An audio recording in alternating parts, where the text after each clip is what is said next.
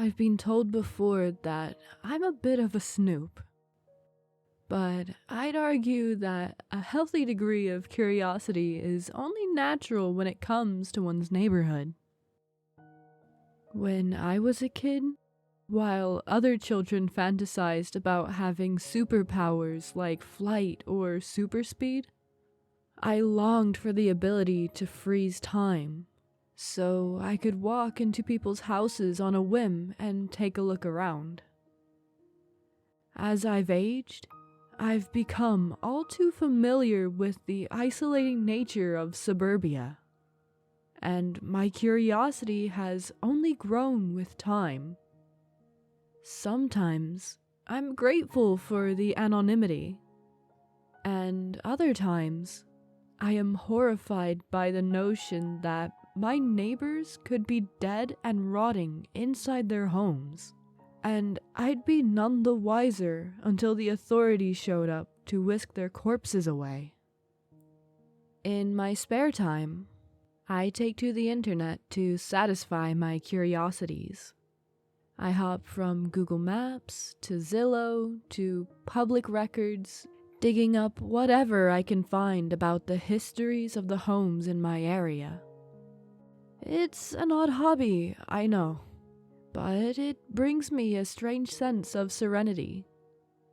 I have said less than 100 words to my neighbors across the street, but I know everything about their property. From the age of the house, to the number of times it's changed ownership, to the protected status of the oak trees dotting its perimeter. This knowledge soothes me, despite its uselessness. It grounds me in this sprawling city, in this neighborhood with all its tall fences and security cameras. It makes me feel like I've earned a place here. A few days ago, I arrived home late in the evening, as usual. Exhausted and sore from my long commute, I flopped onto the couch and opened my laptop to engage in my strange pastime. Lately, I've been particularly taken with Lane, which is the longest continuous residential street in my county. I was watching a YouTube video on the history of the street when a recommendation in the sidebar caught my eye. A 4-minute long video entitled "Come to My House.mov." It had been posted 15 years ago and had amassed only 183 views. I clicked on the thumbnail, which featured a wide shot of a single-story house. The video's description read, 9323 Lane. You're invited to my house. Everyone's invited to my house. Ah, I thought. So that's why the video was recommended to me. It's a house tour of the residents on the street I was researching. I clicked play, expecting the jerky, handheld enthusiasm of a realtor. But what I encountered was something far stranger. The footage was grainy and stuttery, likely captured on one of those early digital cameras from the mid-2000s.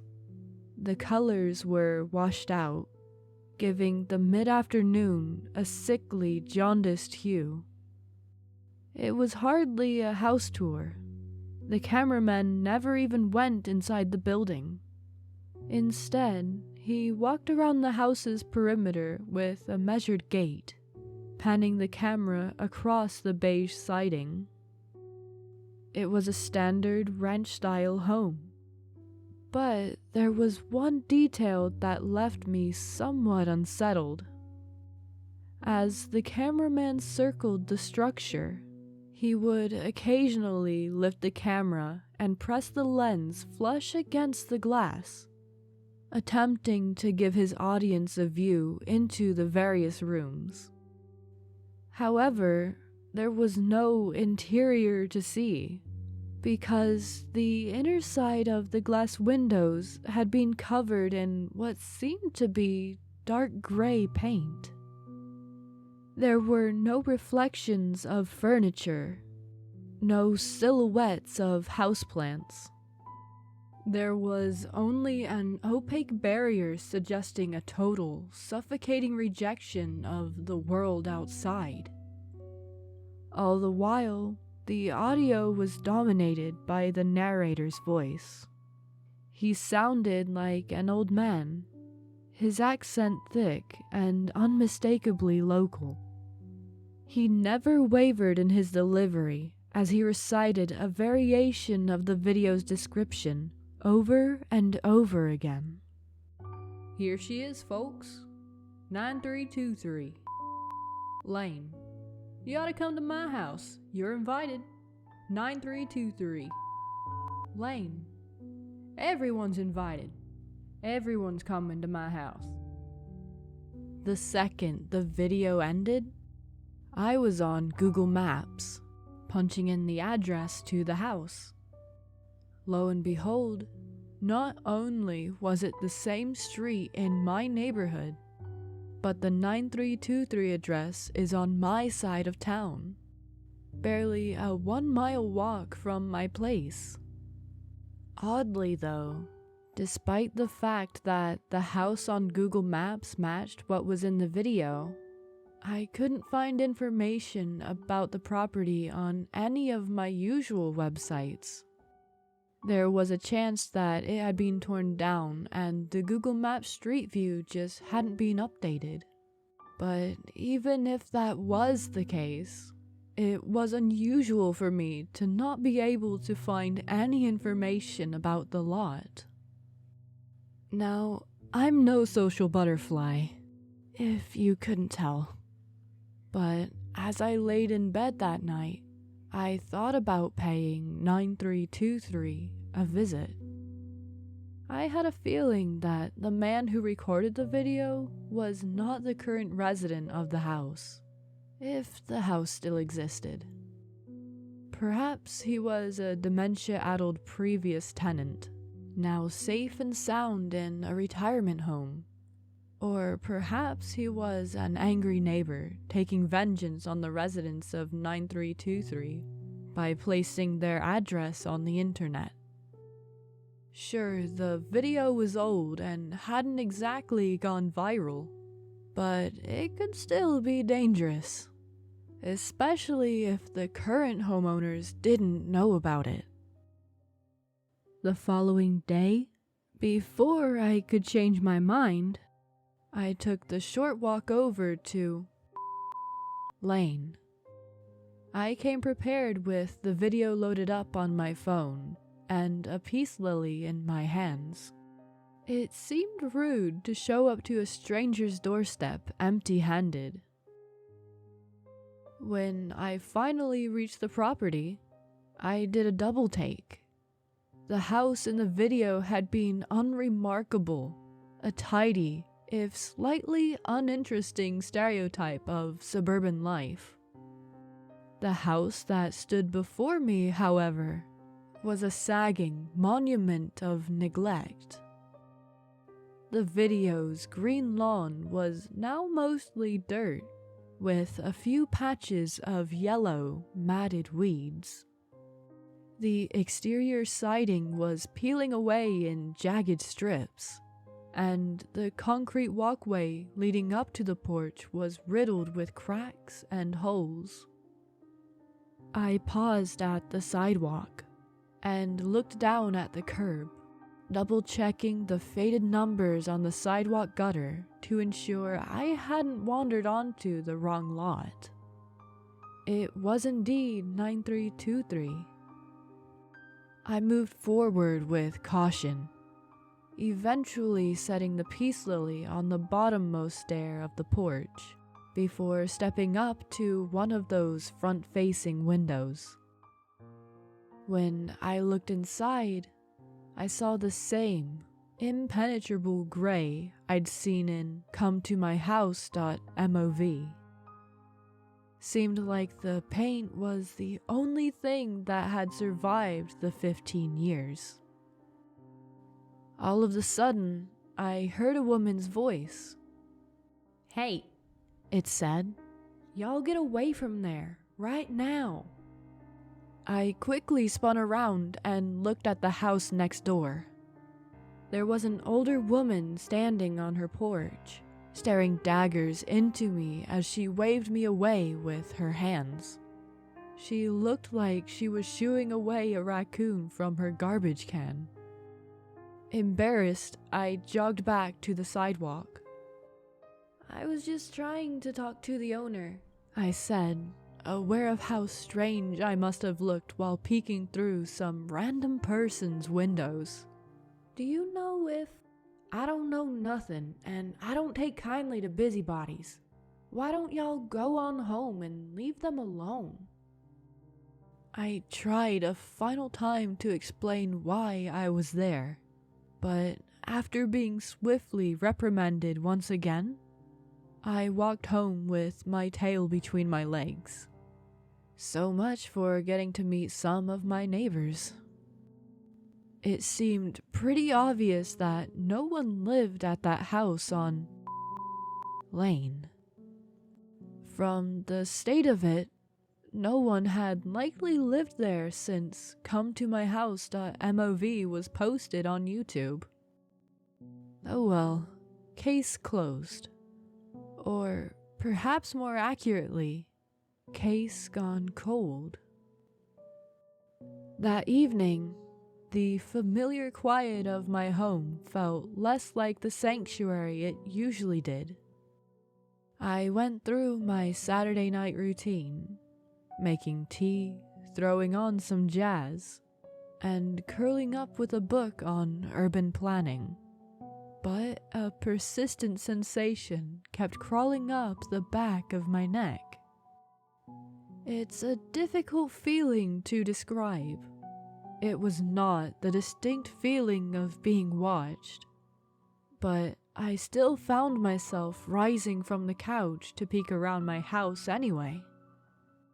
I walked through the still, quiet rooms, flicking on the light switches one by one.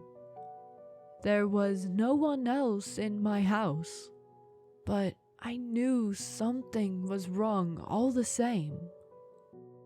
The bedroom in particular gave me pause. Somehow, my bed felt too large, and the room itself seemed unnaturally cavernous.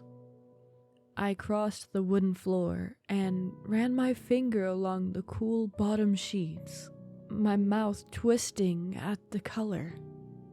After visiting 9323, gray was starting to leave a bad taste in my mouth. As I exited the bedroom, I resolved to purchase a new set of sheets, ideally one with brighter colors.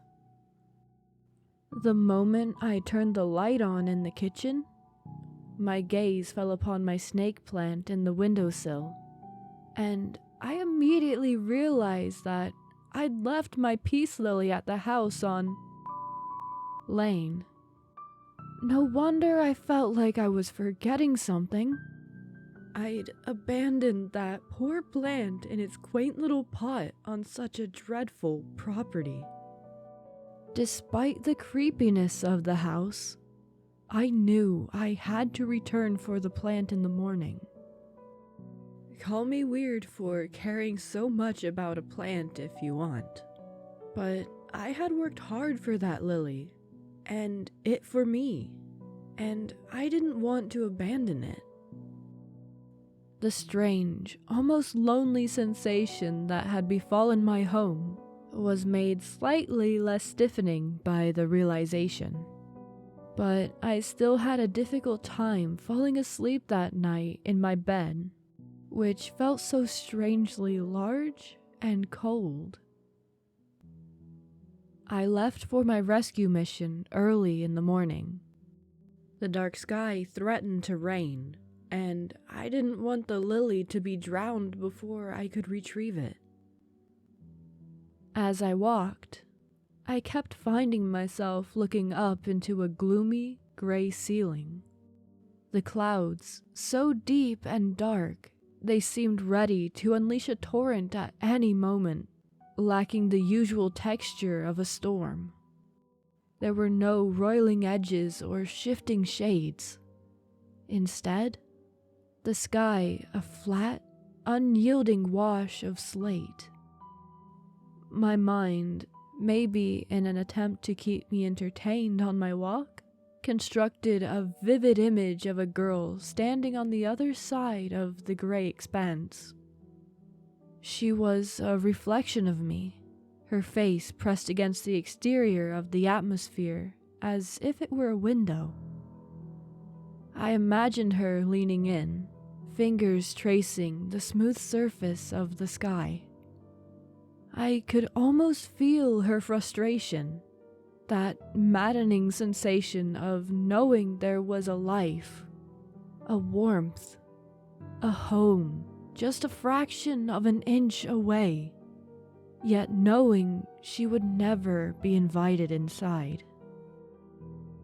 Before I fully registered that my walk was over, I was standing at the base of the steps, looking down at what I could only assume was some kind of convoluted practical joke. The vase was where I had left it, or at least a vase which looked like my own had been left in its place. Inside was a peace lily, but the plant was larger than the one I had forgotten. The stems were far longer, and all of them were angled away from the street, the white flowers straining toward the door as though grasping for the weathered handle. It didn't make any sense. This was very obviously not the same plant I had left behind. But the idea that someone had repotted a different lily overnight seemed almost as absurd as the idea of the plant doubling in height in a matter of hours.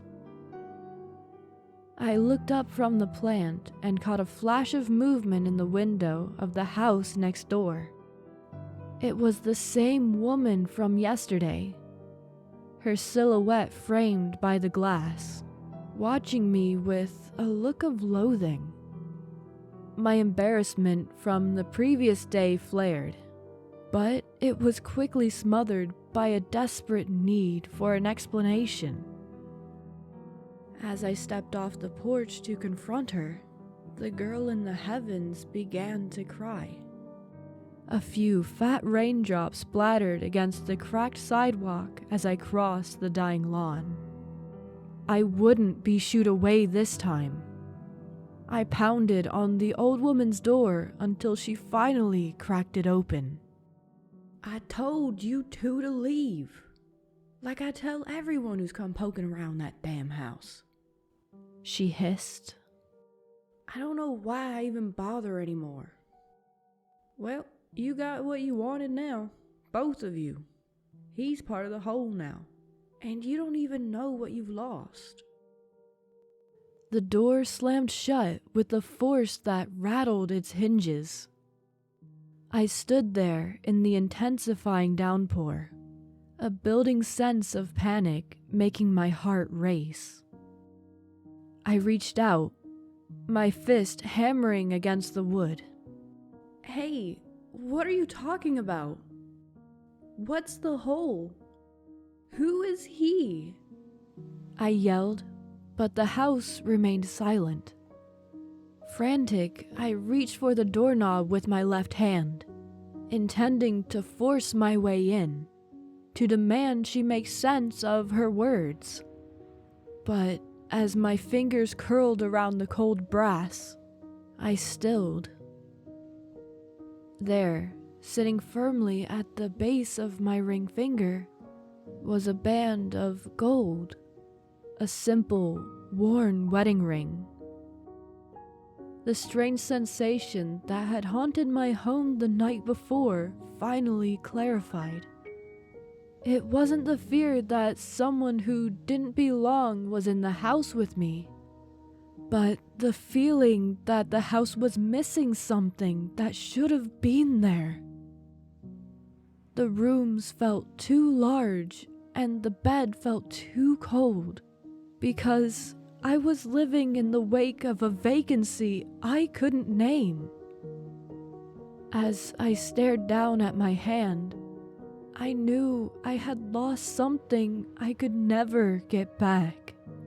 And I realized with horror that I couldn't even remember his face. The end. Welcome to the end. End of the video anyway. Or welcome back if you've been here before. This story hurts. I don't know about you all, but if I forget something, existence feels off balance and it bothers me until I can figure out what it is I've forgotten. Or I eventually take the L and move on. But to forget a whole person, your spouse, I can't even imagine how terrifying that would be. The ending of this story hits hard. What's your thoughts on this week's story? This story was written by 11 Velociraptors. That's one person. That's their username. Why am I explaining this? Jurassic Park isn't real. Jurassic Park can't hurt you. Thank you to 11 Velociraptors for allowing me to read your story on my channel. The link to their story can be found in the description below. Don't forget to like the video if you liked it or dislike it if you didn't. I upload spooky stories once a week, every week, so subscribe if you haven't already. If there's anything you'd like to see covered on my channel, let me know in the comments. Trying to get a good variety on the channel. I'll see you next Saturday. Bye bye bye.